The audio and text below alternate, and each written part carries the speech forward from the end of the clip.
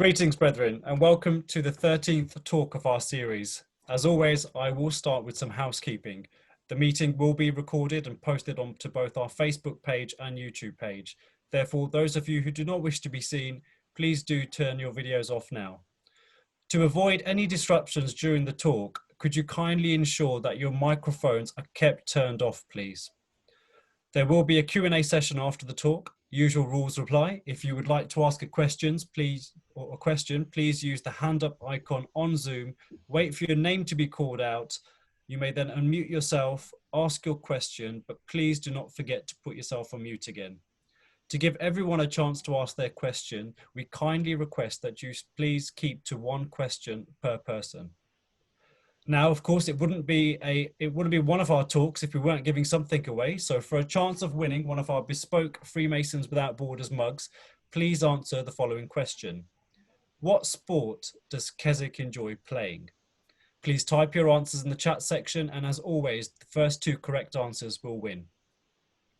Brethren, it is now my pleasure to introduce you to the most illustrious companion, Kessick John Jones, Grand Master of Royal and Select Masters, which some also refer to as the Cryptic Degrees. Kessick began his Masonic journey in 1976 and joined St. Barnabas Lodge number 3771, where he was initiated, passed and raised. He is also a member of Grafton Lodge number 2347. Kessick is a member of all 10 orders administered from Mark Mason's Hall, and his illustrious Masonic journey has led him to receiving grand rank in all of them. Kessick is also a member of Knight Masons, 7th grade in the Operatives, and Knight Commander of the Priestly Orders in Knights Templar Priests. He's also an honorary member of the Grand Council of Southeast Asia in both the Mark and Royal Select Masters degrees. In the Royal and Select Masters, he was chosen as Select Master in May 1993 and went into the chair in both 1997 and 1998. Kessick was appointed District Grand Rank in 1999 and received his first chain as Active Assistant Director of Ceremonies in 2002. He then went on to become Active Deputy Grand Director of Ceremonies from 2005 to 2008 and was President of the Executive Committee from 2008 to 2010. In the same year, he was appointed to Deputy Grand Master, which he stood firm until 2016, when he was decorated to Grand Master of the Order. For those of you who know Kessick, I'm sure you will agree when I say this, that his passion for the Order and all things Masonic knows no bounds. He's always on hand to help and support younger brethren and is constantly working on ways to develop the Order along with his wonderful team. In his spare time, Kessick enjoys playing sport, walking his beloved dog and calligraphy. He is married with 2 children. Indeed, brethren, in November last year, Kessick very proudly initiated his own son into Grafton Lodge number 2347, which I am sure must have been a very touching and emotional ceremony. Grandmaster, the virtual floor is yours. Thank you very much. Good afternoon, brethren and companions. I intend to speak to you for about 25 minutes, during which time I hope to give you an insight into cryptic masonry by telling you something about the Order of Royal and Select Masters. I will start with a brief overview of what we are about, the structure, development, our origins. Then, without giving away any secrets, I will go on to describe the ceremonies involved and what they're meant to portray. Finally, I will conclude with why I think that the appeal of the Order of Royal and Select is so irresistible.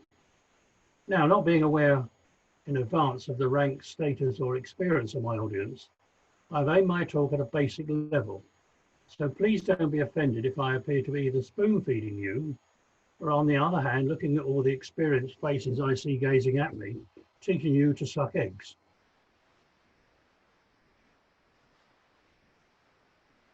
Before I begin, I must acknowledge the assistance I have had in my research and preparation for this talk. Many nuggets of information have been gleaned from very impressive district websites. I'm grateful too for the sight of a recent paper delivered to the Connaught Club by the District Grand Master for London, Vincent Driver. And I'm also indebted to Richard Gann, the Grand Principal Conductor of the work, for putting me right on some historical and esoterical matters. Of course, much of the more detailed data and factual chronology can be found in the introduction contained in the composite ritual number 1. So let us begin. The Order of Royal and Select Masters is often referred to as the Cryptic Degrees, the reason why I will come to shortly. To qualify for membership, you must be both a Royal Arch Companion and a Mark Master Mason. Brethren will tell you that being a Freemason is both an interesting and fulfilling experience, in which we are constantly reminded of the duties we owe to our brethren and to society at large. As members of craft lodges, we are all encouraged to join the Royal Arch. However, some by choice or lack of knowledge or understanding are content to remain only in the craft. It has been said that such brethren, who still declare their love of Freemasonry, can be likened to the golfer who thoroughly enjoys the game but never gets further than the driving range. The craft is the foundation of the whole Masonic structure, but the story of King Solomon's Temple, which is a recurring theme in craft, Royal Arch and Mark Masonry, needs deeper explanation to be fully understood, and this is where the Royal and Select comes in.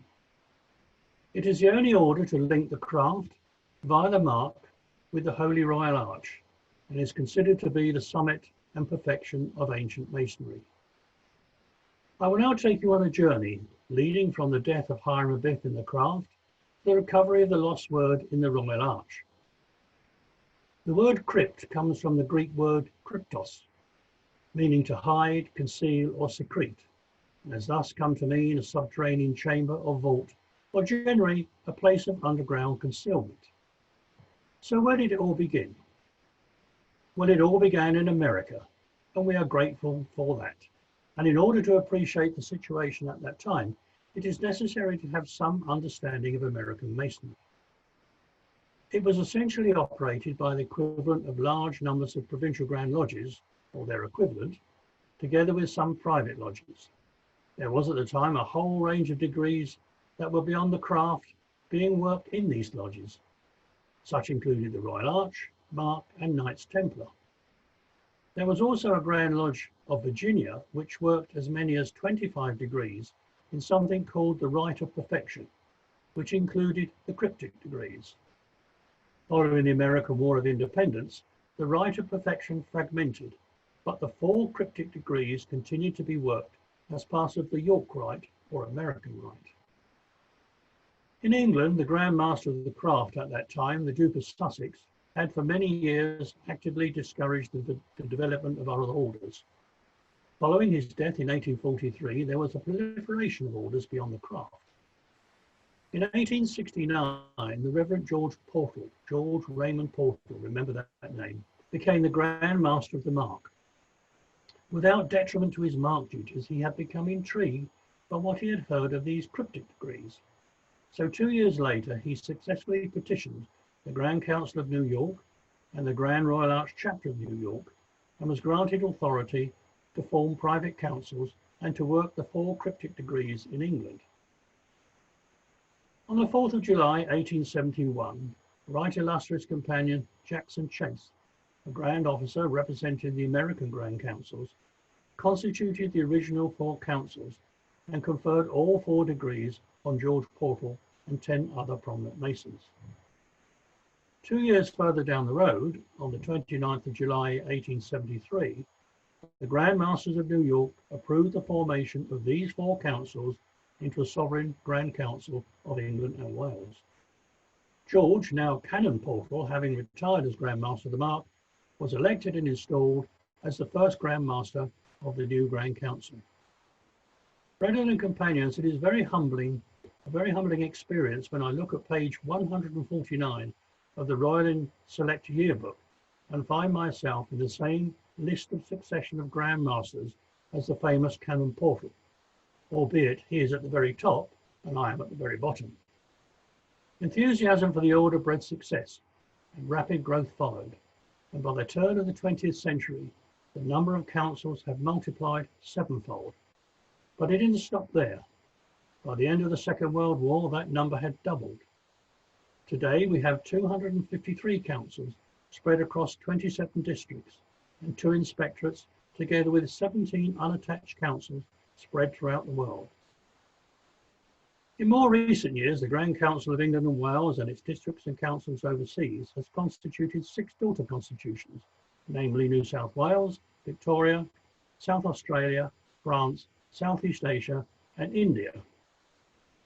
I add here a snippet of anecdotal information.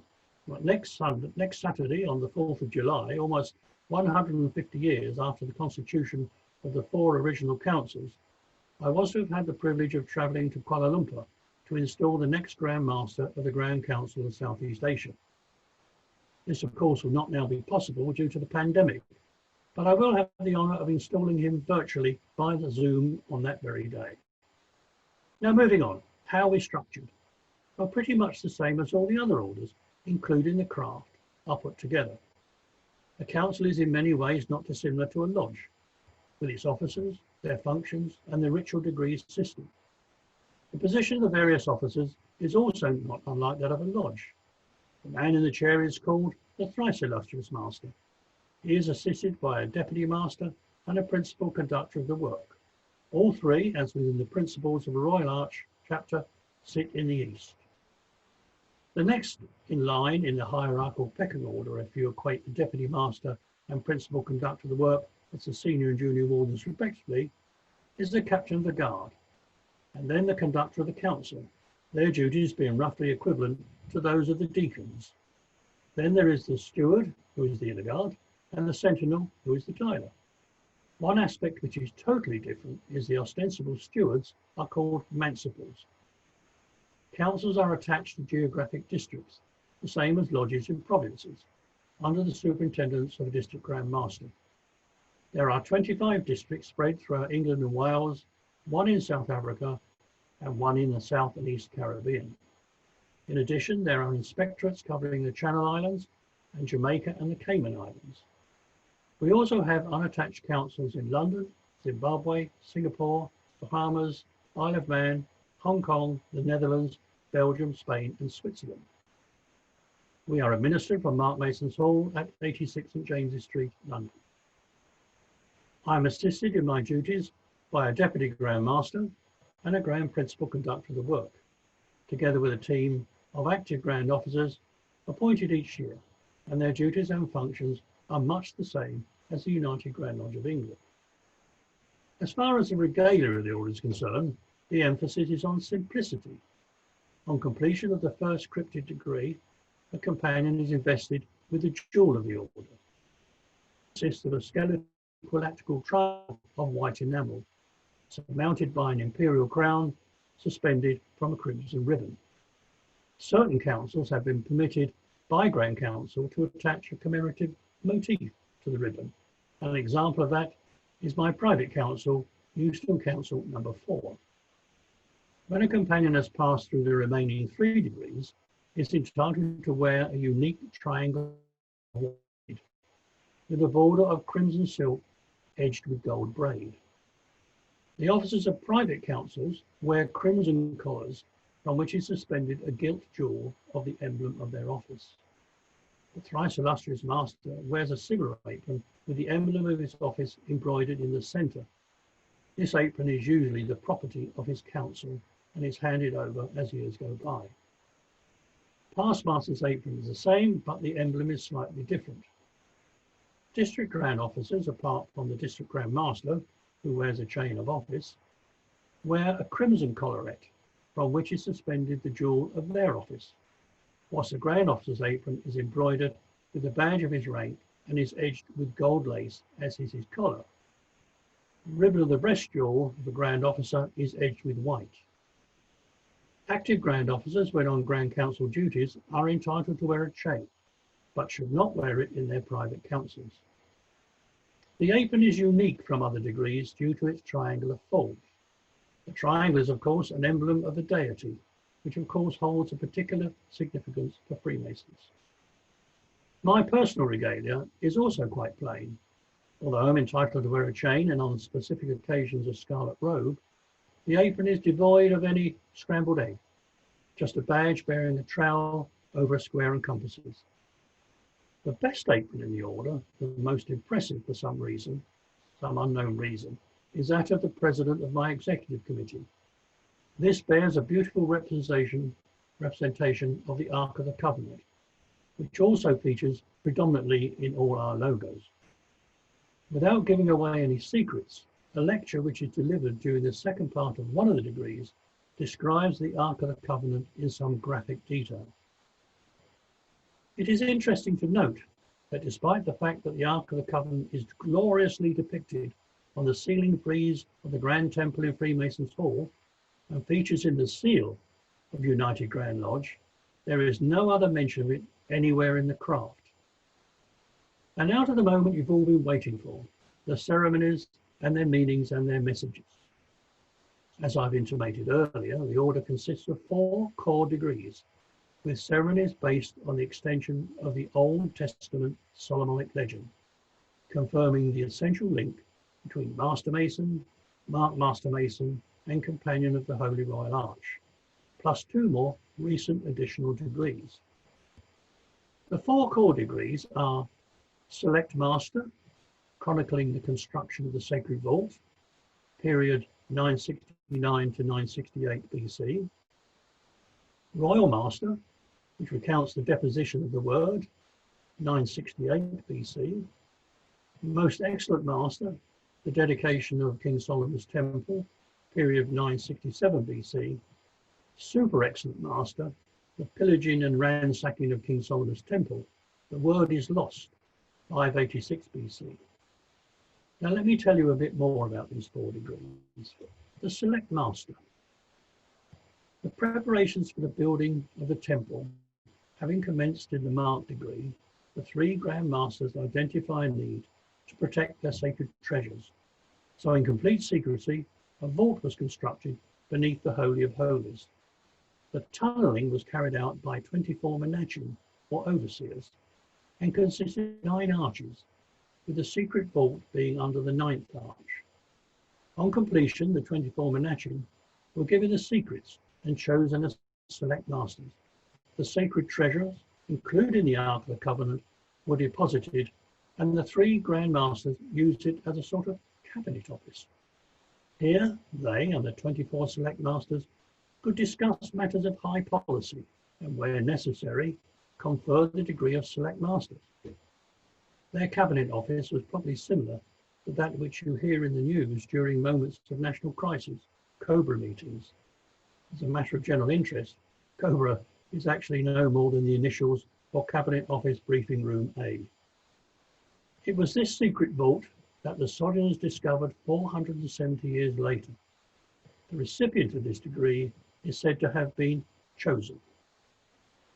Royal Master.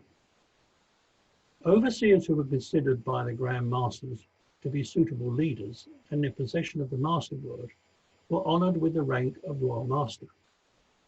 It is not difficult to imagine the frustration of an overseer. He, having made arrangements to lead a work party, had not yet received the word. The temple is nearing completion, and certain of these overseers are anxious to receive the Master Word and thus be honoured as Royal Masters. Shortly before his death, Aramabith explains to one of these overseers, one Adoniram, that with patience and industry he will in due time receive it. Aramabith had probably seen the list and knew Adoniram was on it, a bit like grand rank promotions. This particular discourse is widely regarded as the most beautiful in any Masonic degree. Most Excellent Master. Aramabith has been slain, and after a period of proper mourning, the holy relics are transferred to the completed temple. King Solomon prepares to dedicate it to the Most High, and to celebrate this joyous occasion, he confers the degree of Most Excellent Master on his most trusted and skillful workmen, particularly the 20 who, unknown to the rest, already held the rank of Select Master. This enabled King Solomon to give public recognition to these worthies without revealing the existence of the secret vault.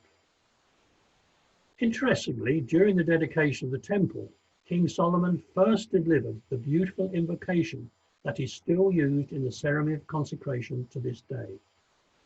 The recipient of the degree is said to have been received and acknowledged. Super excellent master. King Solomon died in 938 BC, and after that the Jewish Empire began to decline. The temple has stood in all its glory for nearly 400 years, but in 607 BC was captured by Nebuchadnezzar. All the treasures were plundered, but the city and temple were left intact. 10,000 principal citizens were exiled to Babylon. The candidate assumed the role of a hero, requesting to be allowed to assist in the defense of the temple, and is eventually received and acknowledged as a super excellent master. In this degree, there is underlying theme, the peril of a broken vow, and being taught to be faithful to our trust, true to our obligations, and to be perfectly honourable on every occasion. The rest of the Jewish nation were kept in loose captivity for 40 years, when, with the consent of Cyrus and later Darius, they returned and assisted in the building of the Second Temple, which would ring a familiar bell with all Royal Archmasons. There are two other additional degrees, that of the degree of Thrice Illustrious Master, or Order of the Silver Trowel, and the degree of Excellent Masters. Both of these are comparatively recent imports, and the fact that they are now so well established and today so eagerly sought by qualified companions is primarily due to the perception and ingenuity of my predecessor. The Silver Trowel. In August 2008, a team of Grand Officers, yes, I was one of them, travelled at their own expense to Albany, New York State, where the Order of Anointed Kings was conferred upon them. The following year, the ritual and ceremonial of this order was appropriately adapted to suit the more genteel aspects of English Freemasonry, and of course Welsh Freemasonry. The degree was first worked in Keith Hyde Council of Installed Masters by a member of the team who had the degree conferred upon them in America. Shortly afterwards, Grafton Council of Anointed Kings number 16 was then consecrated as a vehicle in which to confer this degree on specially selected candidates. Later, further past Masters Councils were consecrated. These were geographically spread throughout England and Wales, with the authority to confer the degree locally, thus avoiding a long journey to London. This degree portrays events which occurred immediately preceding the death of David, King of Israel and Judah, and recounts the abortive plot to supplant Solomon's succession to his father's throne. It is a moving and dramatic ceremony which concludes with Solomon receiving crucial instructions from his dying father in a remarkable ritualistic discourse. Excellent Masters. In the summer of 2013, again, a Grand Council team set off on their travels, this time to Edinburgh, to bring the ceremony of passing the vows back to England and Wales. Until then, you could only achieve this degree in America, Bristol, or in a Scottish Royal Arch chapter. Now it is conferred within the Royal and Select Masters, and only by Grafton Council of Anointed Kings number 16. When the children of Israel returned to Jerusalem, it was in utter desolation. Priority was given to building the temple, and people made do with temporary shelters or tabernacles. The main one, the headquarters building if you like, accommodated the Grand Sanhedrin. This august body directed the work and, as necessary, conferred the degree of Excellent Master. When working the degree, the temple or tabernacle is divided into 4 compartments that are separated by veils of distinctive colours. At each veil, the candidate is required to pass certain tests, and after passing the last veil, is given the degree of Excellent Master. We work it in a slightly different format than in Scotland, but at our inaugural meeting in February 2014, Jonathan Spence, the present Deputy Grand Master of the Craft, was the representative candidate. Both the Grand Director of Ceremonies and Grand Scribe Ezra of the Supreme Grand Chapter of Scotland were present and deemed all to be most excellent. Indeed, so impressed were they that they invited us to put on a demonstration of our version before them all in Edinburgh, an honour which we of course diplomatically declined. To begin my conclusion, I must move away from the Royal and Select and come back to the Holy Royal Arch. When the Edict of Darius permitting the resumption of the building of the temple became known, 3 young stonemasons resolved to go to Jerusalem to offer their services in that great and glorious undertaking. In due course, they passed the veils and were given the degree of Excellent Master. But no work being available that was suitable for their skill and experience, they were allotted a temporary task of clearing the ground for an extension of the foundations. Accepting this work with humility, they readily set about it, and doing so, accidentally uncovered a vault. This, of course, proved to be the secret vault in which they found the word which was supposed to have been lost. Upon reporting their discoveries, they were, as a reward, exalted to the degree of the Holy Royal Arch and admitted members of the Grand Sanhedrin. Before I finish, let me say a word about the word. The expression lost word is capable of several allegorical interpretations. But in our context, we are searching not for an actual word, but for the true pronunciation of the word. Masonically, the word, the tetragrammaton, was known only to and could only be pronounced by the 3 Grand Masters acting in unison. This process was rendered impossible by the death of Hiram Abiff, as related in the craft. In order that the said pronunciation should not be lost altogether in case of a similar catastrophe, the surviving Grand Masters placed the necessary clues in the secret book. But of course, they remain hidden until discovered by the 3 sojourners. So taking all this into consideration, we now have the inextricable link, the logical conclusion, the logical connection manifesting in completing the legend of King Solomon and his temple. The 4 core cryptic degrees cover a period of almost 500 years between the building of the first and second temples. It is a fascinating story, demonstrated by some of the most beautifully constructed ritual in the whole of Freemasonry, and is interlaced with intriguing moral precepts. To the discerning ritualist and the Masonic historian will be delighted by what they discover. Popular amongst films and novels of the thriller genre are those that feature unexplained mystery and quest-seeking adventure, but with a logical conclusion or a happy ending. This you will find in the Order of Royal and Select Masters, which provides an exciting journey of discovery, imparting a vital and tangible link between degrees of Master Mason. Hello, teacher. Thus ends the legend of the search for the lost word, as exemplified in the story of King Solomon's temple. What is that which was lost? The genuine secrets of a Master Mason. How came they lost? By the untimely death of our Master. I will leave it. Master, thank you so much. I do apologize for the disruptions towards the end there. If we could please go to Matthew Christmas. Hello. Well, thank you, Kessick, very much. I'm sorry my question is going to be much more dull than the interruption that you had. So thank you very much. I've got 2 questions, really. Could you give me the supposed date of the Silver Trowel degree in terms of how it fits in to the chronology of biblical masonry? I mean, all the other degrees in the Royal and Select and other orders have a notional date. I'd be interested to know that, because I obviously haven't got the Silver Trowel.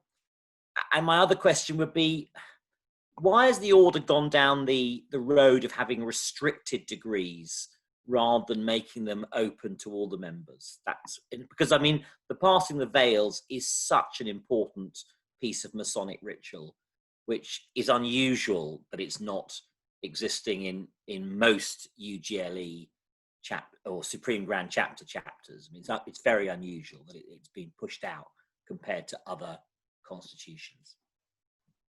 I did specify friendly questions, but anyway, let's take the first part. It was friendly, really friendly. Well, let's take the Silver Trowel part, where it fits in. Well, I think you've only got to look at the historical drama being portrayed, the last days of David, King of Israel and Judah. As far as the restrictions, it's something which is difficult to explain, because people say, why do you have to, before you can join one order, why do you have to be in another? It's just the way it is. It's selective, it's restrictive, not necessarily elite. But if you look at the intangible links, then you've got to join the Craft and the Royal Arch and Mark Masonry before you join the Royal and Select. A lot of people will say, well, if the Royal and Select comes 400 years before events happen in the Royal Arch, why should you join that first? Well, I think that's just a matter of when the historical data, when the orders came to be into being. Thank you very much. Thank you. Thank you. If we could please next go to Colin Jackson. There we go. I've unmuted myself. Yes, to my mind, Royal and Select is probably the most important order beyond the Craft, in that it prepares a Mason who's preparing to go through the chair of King Solomon with a full knowledge of what has happened historically to lead him up to that point. My question is, to what extent do you think that all Masons who are preparing to be in the chair of King Solomon should be made aware of the fact that by going through chapter, mark, and Royal and Select, they're going to be the best prepared for the chair of King Solomon? Well, I think it's a very enticing sort of idea, because you were saying before he goes in the chair of a Craft Lodge, if he joins the Royal and Select, he's better prepared. I think it's a question of time, commitment. What I found in my experience, that whenever you come into the Craft, you have whether it's your proposer or seconder. In the old days, before it was official rank, we all had mentors, and you were pointed in the right direction by and it was always go into the Craft, then the Royal Arch, then look for other things. And during that time, a lot of people say, you've got to go through the chair before you go in the Royal Arch. Well, I don't necessarily agree with that. I agree, it would totally prepare him, it would give him a greater knowledge, but I feel it's just the practicalities of joining too much at once. Well, thank you for your answer.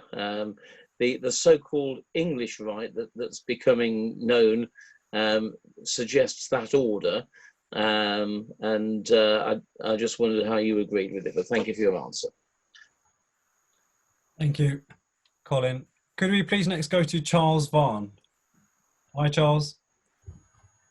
How's it going? Good to be with you all again. My question is basically about the structure of the degrees. And in the United States, where I am, the Most Excellent Master in particular is part of the chapter line. And my understanding is, with other jurisdictions, the Excellent Master is also part of the chapter line. Here it would be within the Allied Masonic degrees. Why that difference? It seems to be just a fairly major difference in the degree structure between the different organizations. And your question is? Why would English Council have the Most Excellent Master, where that same degree would be a chapter degree in, say, the United States? It's a question that we decided to do it differently. We borrowed it or imported it from Scotland and adapted it somewhat. We moved the furniture about. We put different people in places, and it's just the way we do it. We wanted it to be separate. We wanted to be part of the Royal and Select under the umbrella of the Royal and Select Masters, and that's the way we do it. Fair enough. Thank you. Thank you, Charles. Good to have you on board as always. Could we next move on to Shri, please? Hi, Shri. Hi, thanks. Thank you, Most Illustrious Grand Master, for that presentation and return greetings from Mumbai. My question is also linked to the degree of Excellent Master, because that's something that as a Royal and Select Mason Master in India, even I do not have access to, because we follow the English, we are a daughter council, of course, daughter Grand Council. When the degrees came across the pond from the United States to Scotland, and then via Scotland they came to the UK, I just wanted to understand what prompted what was the thinking at the time? Why was 1 degree taken out of this mix?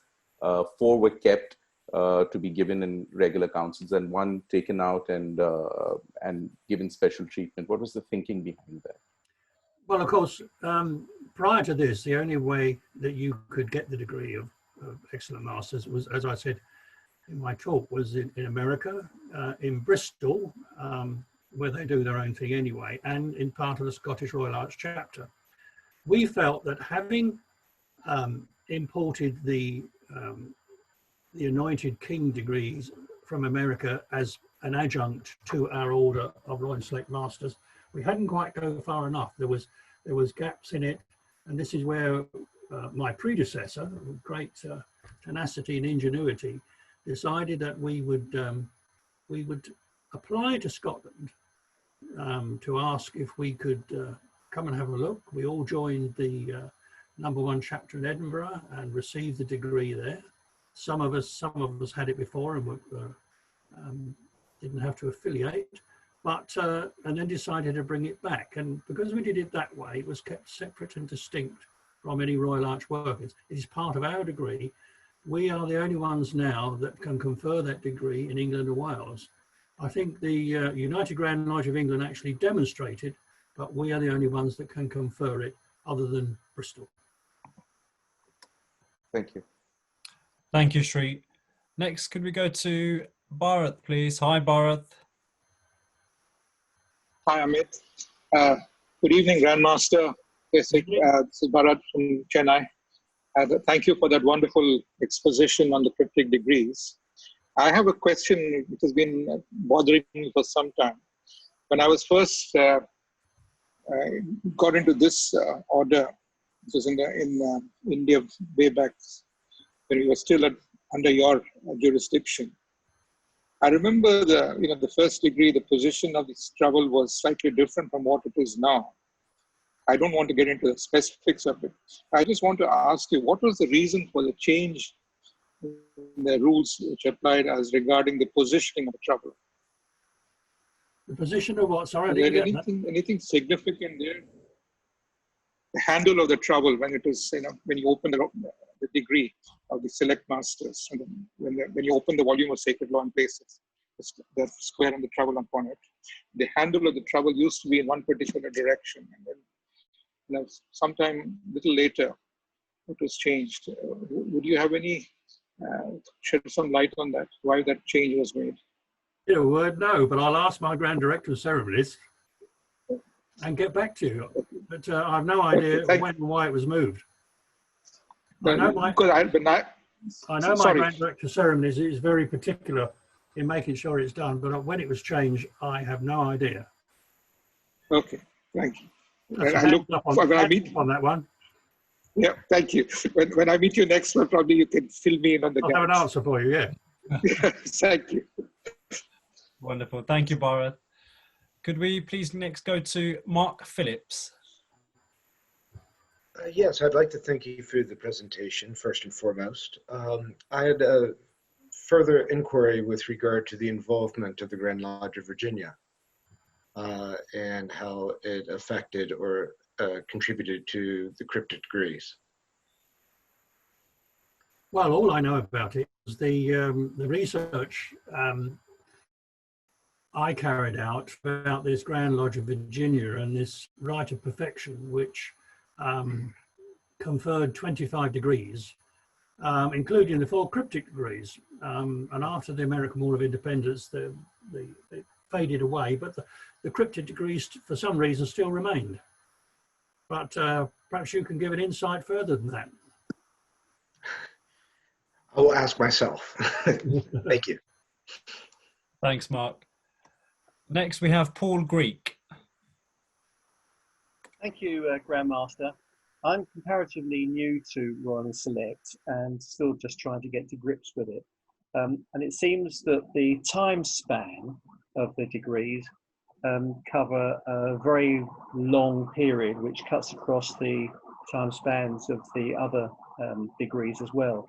So I just wondered if you could just clarify in more detail just where Royal Royal and Select fits in to the timescale of the other degrees. Right. Have you got one of the composite ritual books, the grey one? I've got the 4 separate ones. No, you haven't got the composite ones. Hang on. I just happen to have one here. In the introduction to the 4 composite ones, there is a chronological table, which gives the dates when all the degrees came into being and what they meant. If you look at, it covers Mark, Select Master, Royal Master, and it goes right through to the dates right from 974 BC to 534 BC, the recovery of the last word. I don't know if it's in the 4 separate ones, but it's definitely in the composite ones. That should answer all your questions. Thank you. These are the ones I've got at the moment. Yeah, I know the ones. Yeah, I haven't quite graduated to that. I'm old school. I've just got the one big one. But if you can get a sight of one of the big ones, you'll look at that chronological table. When I did this presentation many years ago, I handed out a handout with those dates for the members of the audience, because that wasn't possible by this format. Thank you. Thanks, Paul. Next, could we go to, Paul Burgess, please? Thank you. Before I ask my question, Grandmaster, the table is in the new books. It's in the Select Master book. So you should be able to see that early in the Select Master book. There you are, Paul. My question was, I'm quite new to the Royal and Select myself, and although I've done all the 4 degrees, I find it quite easy to see the link between the Master Mason's degree and the Royal Arch. But I'm a little bit unsure of where the mark fits in there. I wondered if you would be able to elaborate a bit more about that. Only to what I say, the mark plays a predominant role in the story of King Solomon's Temple. If you look back to what I said earlier, where it fits in to the 4 core degrees, it's an essential part of cryptic masonry. We can't do with them, they can't do without us. Thank you very much. That's great. Thank you. Next, Brother Ewan Notman, please. I hope I've pronounced that correctly. Ewan? Yes, more or less. I'm one of the guys that actually conferred the excellent master degree on those members from London at Edinburgh #1 Royal Arch Chapter. I was actually looking for my ritual for the Cryptic Council degrees here.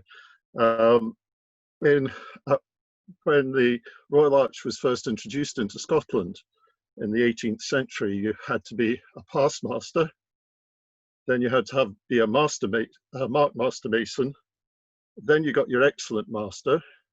After that was the arch, and after that was the Holy Royal Arch. And the Cryptic Council and the Lodging Council were taken over by the Royal Arch in Scotland.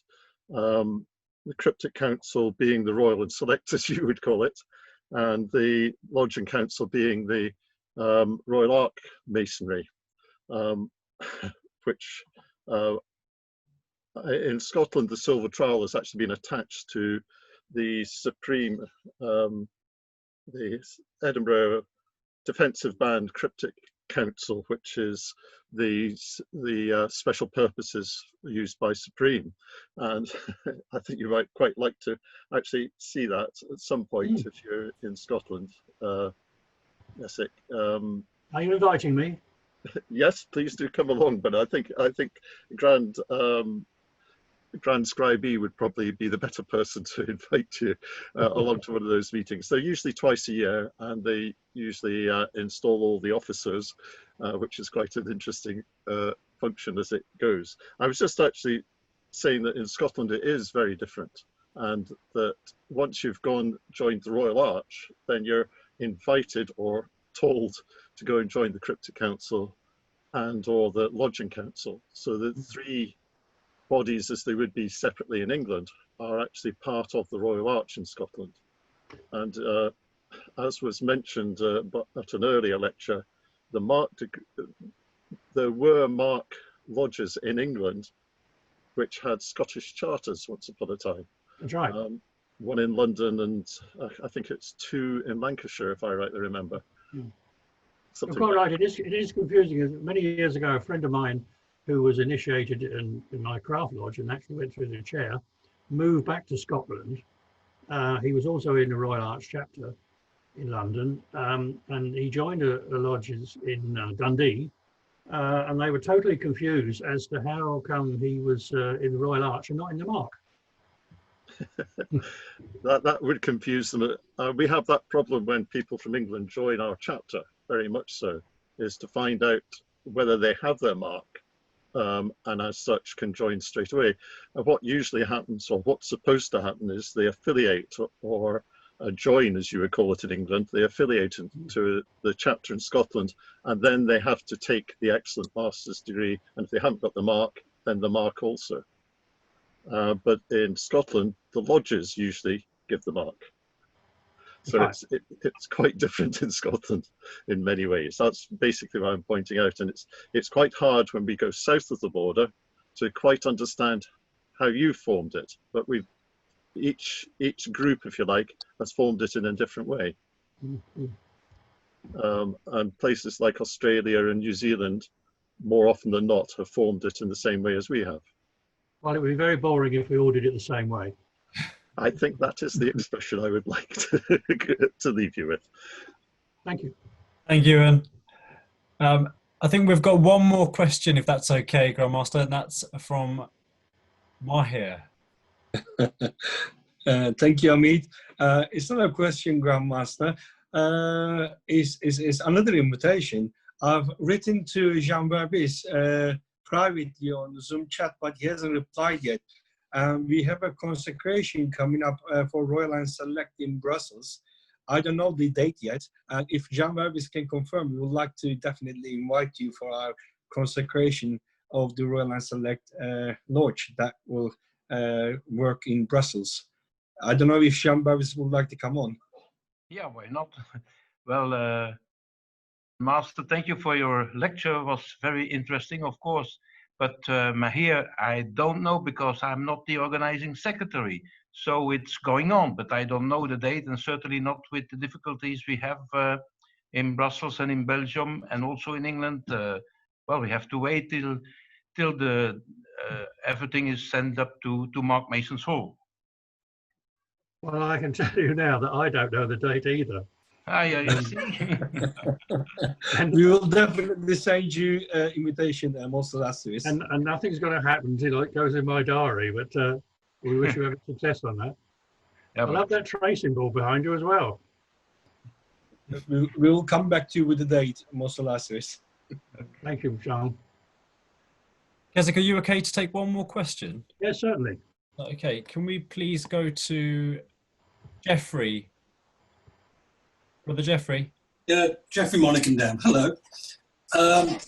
That was an absolutely delightful lecture. I certainly didn't understand the historical perspective of the cryptic before, and I thought you did it extremely well. But there was one comment you made which intrigued me, and that was relating to the Royal Arch. You mentioned that the word was found in the vault. Is that your teaching and understanding?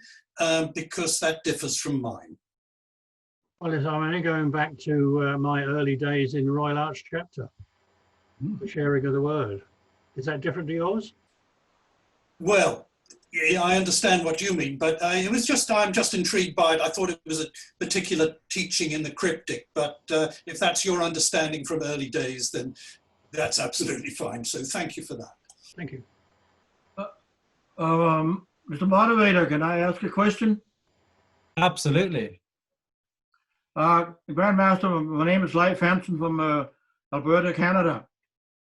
The cryptic rites here in Canada, of course, we do the Royal Master first, and then the Select Master, and then the Super Excellent Master, and then the Mariner's degree after that.